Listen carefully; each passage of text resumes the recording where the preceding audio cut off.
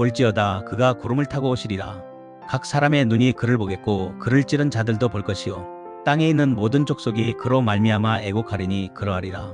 아멘. 주 하나님이 이르시되 나는 알파와 오메가라. 이제도 있고 전에도 있었고 장차 올 자요 전능한 자라 하시더라. 요한계시록 1장 7절로 8절 말씀. 할렐루야. 이 시간 말씀 앞에 나오신 여러분 모두에게 알파와 오메가 되시는 하나님의 크신 은혜와 평강이 함께 하시기를 주님의 이름으로 축원합니다. 여러분은 종말이라는 단어를 들으면 어떤 이미지가 떠오르십니까? 두려움입니까? 아니면 소망입니까? 안타깝게도 현대 사회에서 종말은 공포 영화의 소재나 기후위기, 핵전쟁, 혹은 이단들의 잘못된 시한부 종말론으로 인해 매우 부정적이고 무서운 이미지로 각인되어 있습니다. 그래서 많은 성도님들조차 요한계시록을 펼치기를 두려워합니다. 그러나 요한계시록은 결코 우리를 겁주기 위해 기록된 공포의 책이 아닙니다. 이 책이 기록될 당시 초대교회 성도들은 로마 황제 도미티아누스의 극심한 박해 아래에 놓여 있었습니다. 예수를 믿는다는 이유 하나만으로 재산을 빼앗기고 유배를 가고 목숨을 잃었습니다. 과연 하나님이 살아계신가? 로마 황제가 세상의 주인이 아닌가? 라는 절망적인 질문 앞에 서 있던 그들에게 하나님께서는 사도 요한을 통해서 이 계시를 주셨습니다. 다시 말해 요한계시록은 박해받는 성도들을 위한 위로의 편지이자 예수 그리스도의 최후 승리에 대한 보증수표입니다. 이 시간 우리가 읽은 본문 1장 7절과 8절은 요한계시록 전체의 주제가 무엇인지를 선포하는 서곡과도 같은 말씀입니다. 이 말씀을 통해 역사의 진짜 주인이 누구시며 우리의 삶이 어디를 향해 가고 있는지 확인하는 은혜롭고 복된 시간이 되시기를 바랍니다. 첫 번째로 이 시간 말씀은 주님의 재림의 확실성과 주님의 재림이 하나님의 주권에 의해 공개적으로 성취된다는 사실을 선포하고 있습니다. 요한은 7절을 시작하면서 볼지어다 비홀드라고 외칩니다. 볼지어다라는 말은 헬라어 이두입니다. 이 말은 단순히 눈으로 보라는 뜻을 넘어 주목하라, 정신을 차리고 이 사실을 직시하라는 강력한 명령입니다. 세상의 화려함이나 눈앞의 고난에 시선을 빼앗기지 말고 반드시 일어날 이 사건을 주목하라는 것입니다. 무엇을 주목하라는 것입니까? 그가 구름을 타고 오시리라는 것입니다. 이것은 손오공처럼 구름을 단순한 이동수단으로 삼는다는 말이 아닙니다. 구약 성경에서 구름은 항상 하나님의 임재와 영광, 즉 쉐키나를 상징했습니다. 하나님께서 시내산에 강림하실 때 빽빽한 구름이 덮였고 성막에 여호와의 영광이 충만할 때 구름이 가득했습니다. 또한 다니엘 7장 13절은 인자 같은 이가 하늘 구름을 타고 와서 영원한 권세를 받는다고 예언했습니다. 초림의 예수님께서는 베들레헴에 낳고 천한 마구간에 연약한 아기의 모습으로 오셨습니다. 세상은 아기 예수님을 우리의 죄를 사하여 주시고 세상을 구원할 그리스도로 오신 분이라는 사실을 알아보지 못했습니다. 그러나 다시 오실 예수님은 다릅니다. 예수님께서 다시 오실 때는 온 우주의 왕으로서 감출 수 없는 하나님의 신적인 영광을 입으시고 심판주로 오실 것입니다. 계속해서 본문은 각 사람의 눈이 그를 보길 거라고 이어집니다. 이 말씀은 재림의 공개성을 강조합니다. 어떤 이단들은 예수님이 이미 자신들만의 비밀 장소에 영으로 재림했다고 주장합니다. 그러나 성경은 각 사람의 눈이 그를 보길 거라고 명확히 선포합니다. 마태복음 24장 27절에 기록된 것처럼 번개가 동편에서 서편까지 번쩍임같이 주님의 재림은 전 우주적인 사건이 될 것입니다. 믿는 자나 믿지 않는 자나 서울에 있는 자나 미국 뉴욕에 있는 자나 지구상에 존재하는 모든 인류가 동시에 부인할 수 없는 영광의 주님을 목격하게 될 것입니다. 이것은 더 이상 믿음의 영역이 아니라 목격의 영역이 되는 순간입니다. 또 이어서 성경은 그를 찌를 자들도 볼 것이요 라고 말씀하십니다. 그를 찌른 자들은 역사적으로는 예수님의 옆구리를 창으로 찌른 로마 군병들과 예수님을 십자가에 달도록 주도한 유대 지도자들을 의미합니다. 더 나아가 우리 자신을 돌아보게 합니다. 우리의 죄가 예수를 십자가에 못 박았기 때문입니다. 중요한 것은 예수님을 조롱하고 무시했던 자들도 결국 예수님께서 만왕의 왕이심을 눈으로 확인하게 된다는 사실입니다. 세상 권력자들은 자신들이 승리했다고 착각했지만 마지막 순간에 진정한 승리자가 누구인지 똑똑히 보게 될 것입니다. 이어서 성경은 땅에 있는 모든 족속이 그로 말미암아 애곡하리니라고 말씀하고 있습니다. 주님께서 다시 오실 때 세상은 애곡, 웨일링합니다. 가슴을 치며 통곡한다는 뜻입니다. 여기에는 두 가지 차원의 의미가 있습니다. 첫째, 심판의 두려움으로 인한 통곡입니다. 끝까지 회개하지 않은 자들에게 주님의 다시 오심은 절망 그 자체입니다. 기회의 문이 닫혔음을 깨닫고 공포 속에 울부짖는 것입니다. 둘째, 늦게나마 깨달은 자들의 회개의 통곡입니다. 스가랴 12장 10절의 예언처럼 이스라엘의 남은 자들과 뒤늦게 깨어난 자들이 자신들이 찌른 예수가 바로 메시아였음을 깨닫고 가슴을 치며 회개하는 애통입니다. 성경은 이 모든 일이 그러하리라 아멘이라고 확증합니다. 그러하리라의 헬라어나이의 긍정과 히브리어 아멘의 긍정을 함께 사용했다는 것은 이 사실이 그 어떤 말로 바꾸거나 수정할 수 없는 진리라는 사실을 이중으로 도장을 찍고 있습니다.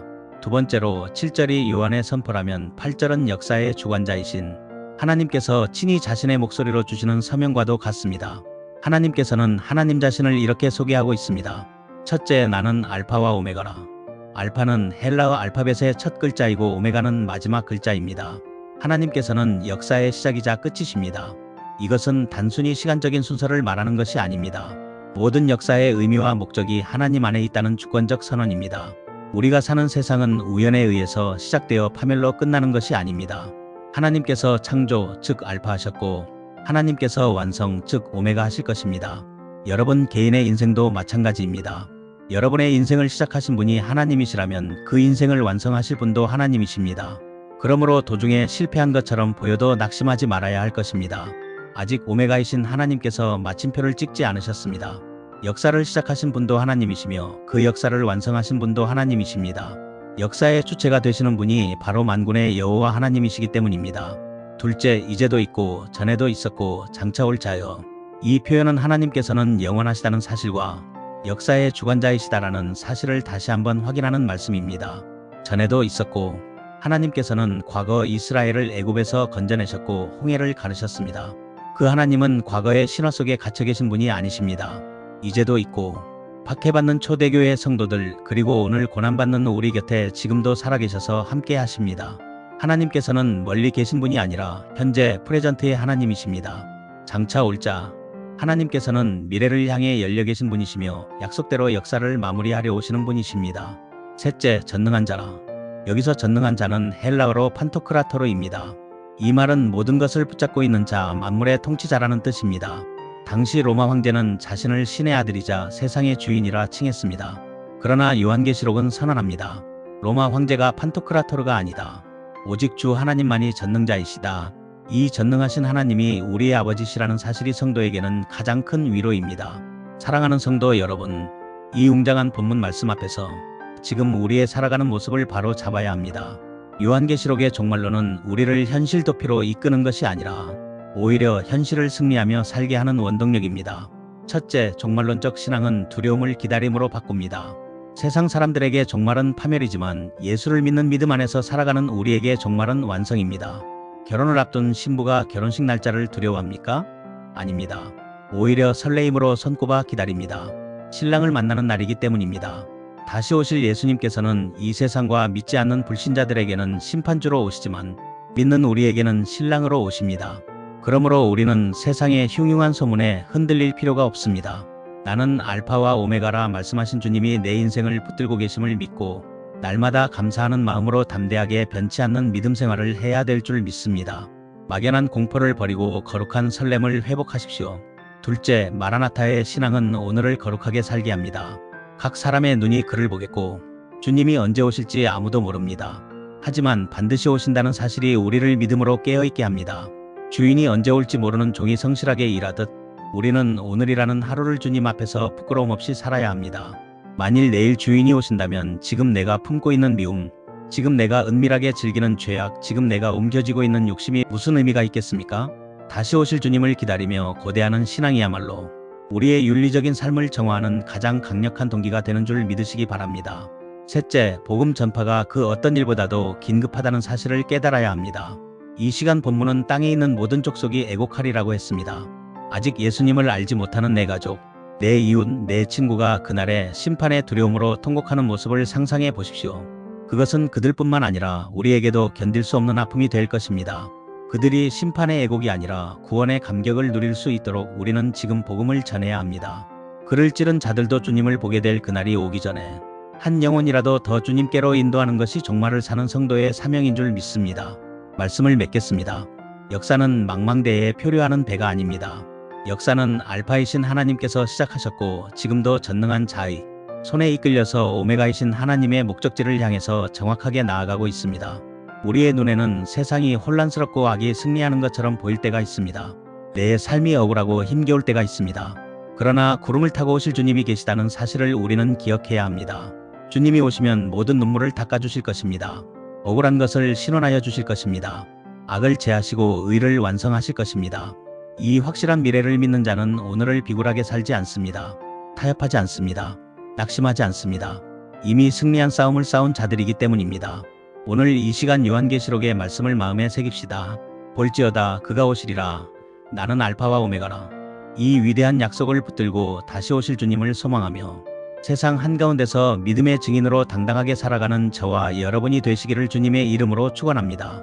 요한계시록 22장 20절의 말씀입니다. 이것을 증언하신 이가 이르시되 내가 진실로 속히 오리라 하시거늘 아멘. 주 예수여 오시옵소서.